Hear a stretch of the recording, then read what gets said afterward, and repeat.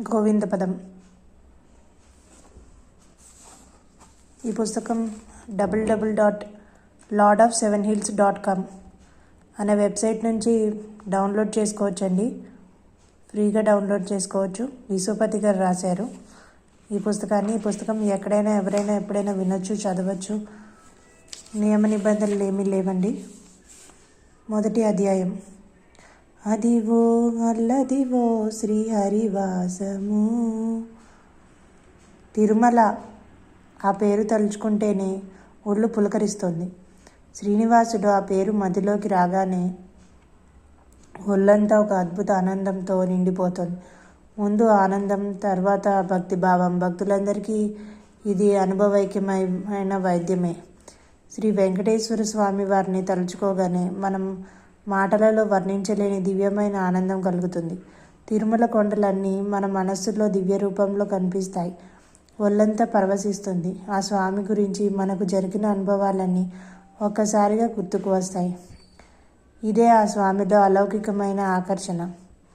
తిరుమల కొండపై వెలిసిన శ్రీనివాసుడు దివ్యమంగళ మనోహరమూర్తి. ఆ స్వామిలోని ఈ అద్భుత ఆకర్షణ ఎంతెంత దూరాల నుంచో భక్తులందరిలో తిరుమల వైపుకి నడిపిస్తుంది. ఉరుకు పరుగుల మీద రప్పిస్తుంది. అసలు వైష్ణవ తత్వం ఏముంటుందంటే ఈ సృష్టిలో అందరూ స్త్రీలే. శ్రీమన్నారాయణుడు ఒక్కడే పురుషుడు. అందుకే కాబోలు ఈ సృష్టి మొత్తం తిరుమల కొండల వైపు ఆకర్షించబడుతుంది. మనుషులేమిటి, సర్వ క్రిమికీటకాలు, సర్వ జంతుజాలము అద్భుత తిరుమల కొండలపైనే ఆకర్షించబడుతుంది. ఇంతేకాదు, సమస్త ప్రాణికోటి, సర్వదేవతా గణము, యక్ష కిన్నర గింపుర్చ గణాలు అందరూ ఈ స్వామి చెంతకు రావాలని, ఎప్పుడూ ఇక్కడే ఉండాలని ఊవిళ్ళూరుతూ ఉంటారు. తిరుమల కొండల సౌందర్యం ఇంత అంత అని వర్ణించలేం. వైకుంఠంలోని శ్రీమన్నారాయణ వారు తమ భక్తులను అనుగ్రహించడానికి కలియుగంలో భూమిపై అవతరిద్దామని తలచి ఆ విషయం తన ప్రియభక్తుడైన గరుత్మంతుని వారితో చెప్పారు.